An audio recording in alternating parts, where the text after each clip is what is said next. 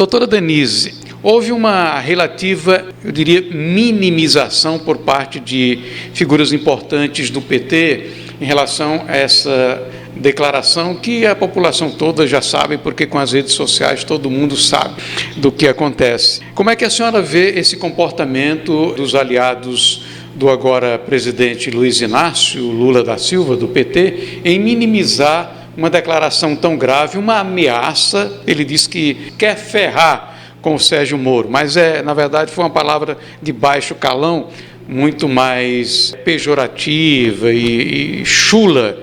Então, Erivan, aí são dois aspectos centrais, que, para usar uma expressão popular, mas não chula, não é? Que o chamado consórcio da imprensa, hoje assim chamado, exatamente estão passando pano para esses dois aspectos. Um é o termo baixíssimo, o termo chulo, deplorável, utilizado no sentido pesado, porque quando se diz que vai fazer o que Lula quer fazer com o Sérgio Moro, sem dúvida você sabe que alguém tão poderoso falando assim é motivo de elevadíssima preocupação do alvo de tanto furor, de tanto tom ameaçador sério vindo dessa alta autoridade.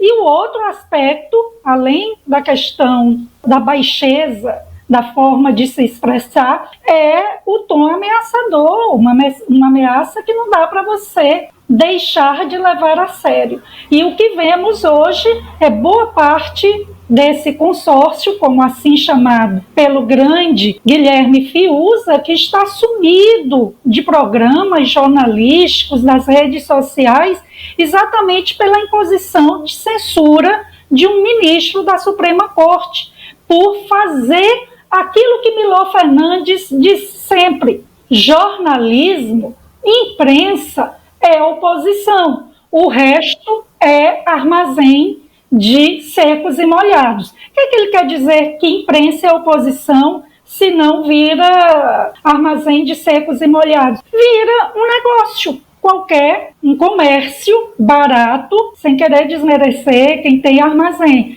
mas vira um comércio barato. E parece que a imprensa, os grandes veículos que penaram no governo anterior porque seus cofres não eram abastecidos por gordas verbas publicitárias de estatais, do governo federal, fizeram durante os 4 anos do governo anterior uma oposição que pouquíssimas vezes era uma oposição séria, consequente, responsável. Não, era uma oposição que na verdade se revelava, era como verdadeira sabotagem, como ataques ao governo, simplesmente porque viram minguar os poupudos recursos que recebiam via propaganda do governo federal, via também verbas publicitárias de estatais. E aí, o que temos hoje no novo governo é quase um silêncio. Erivan, quem nos acompanha? O jornalista Noblar chegou a colocar numa rede social que a culpa disso tudo é da direita, porque colocou nos presídios gente para, assim, se misturar com criminosos poderosos. Vejam aí o malabarismo, né? Eu diria assim, supera a hipocrisia para o que a gente vê hoje, essas pessoas relativizando, minimizando a gravidade desse episódio. E também me chamou a atenção que muitos petistas divulgaram um card, uma postagem, onde diz: Moro, está na própria Folha de São Paulo também até essa expressão, Moro tem que agradecer muito ao Flávio Dino, ministro da Justiça, e ao presidente Lula por ter salvo a vida dele. Veja o absurdo. E colocaram nesse card, que está circulando bastante em redes sociais: viva a Polícia Federal do Lula. Veja como eles distorcem tudo. Polícia Federal é instituição de Estado. uma instituição republicana, embora tenha suas divisões internas, mas ela não é propriedade do governo de ocasião, não. Mas eles, numa visão completamente deturpada do que é o Estado, para que serve o Estado, eles têm essa visão de que são donos, de que fazem o que bem entendem, que o Estado está a serviço deles e não eles têm a percepção que devem sim, honrar a função pública que desempenham, que estão assumindo, para servir ao público, porque essa visão na mente de esquerdistas, que, antes de tudo, são mentes calcinadas por toda uma visão de mundo autoritária, por toda uma visão de mundo arbitrária, centralizadora. E aí eles têm muita dificuldade para entender o que é papel republicano das instituições, o que é uma independência das instituições. Está todo esse debate em torno do Banco Central como instituição independente e, dessa forma, é lamentável que uma parte da população brasileira tenha se deixado seduzir pelo discurso de que comeria picanha, como pipoca e cervejinha todo fim de semana, e o que temos hoje é a criminalidade correndo à solta. O caso mesmo do Rio Grande do Norte é emblemático.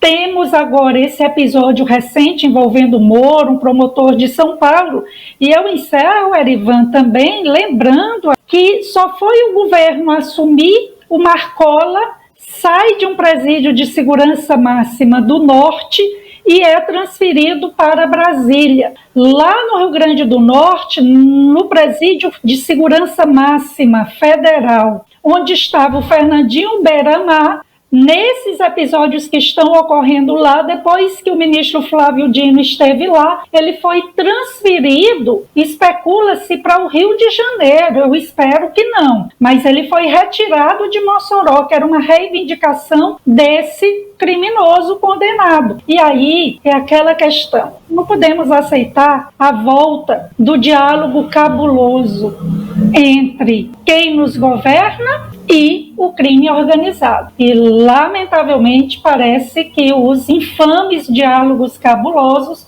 voltaram. E os sinais são evidentes.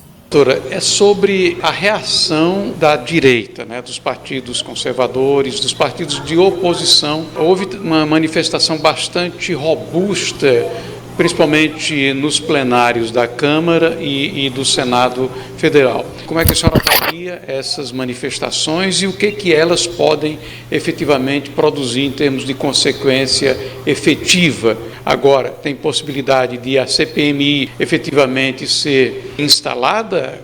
É o governo que está num processo de erosão, de desgaste bastante acentuado. Vejam que, efetivamente, não há ainda os 100 dias completados desse governo. E, geralmente, esses 100 dias são importantes para sinalizar rumo, para apontar caminhos. E o que vemos é uma completa desordem, como se diz no popular, bateção de cabeça danada, e o país envolto com esses episódios, Rio Grande do Norte, essas ameaças aí do PCC, e é necessário que nossos parlamentares apontem uma reação. Você bem menciona os discursos eloquentes, as manifestações de repúdio, de protesto contra a fala do Lula, contra ameaças em relação à vida do Moro, sua esposa, que também é parlamentar, seus filhos, o promotor Lincoln, lá de São Paulo, e é importante, mas não pode parar nisso. Eu já soube, talvez seja um tanto quanto precipitado, mas já há pedidos de impeachment em relação ao Lula, por conta de ser apontado um provável crime de responsabilidade, que, repare bem, crime de responsabilidade, embora o termo associe a ilícito penal, crime, é antes de tudo um ilícito de natureza político-administrativa. Então não precisa ter um enquadramento penal.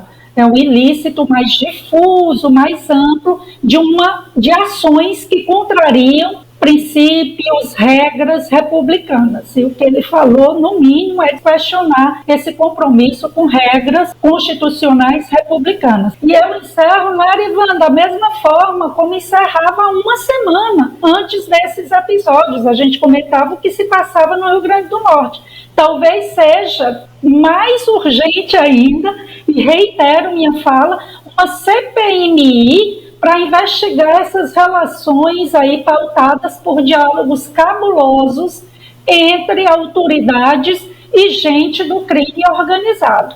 Eu creio que uma iniciativa nesse sentido é cada vez mais premente. Se há uma semana eu achava que era necessário, eu acho que agora, uma semana depois, ela não apenas é necessária, ela é imprescindível, urgentemente imprescindível.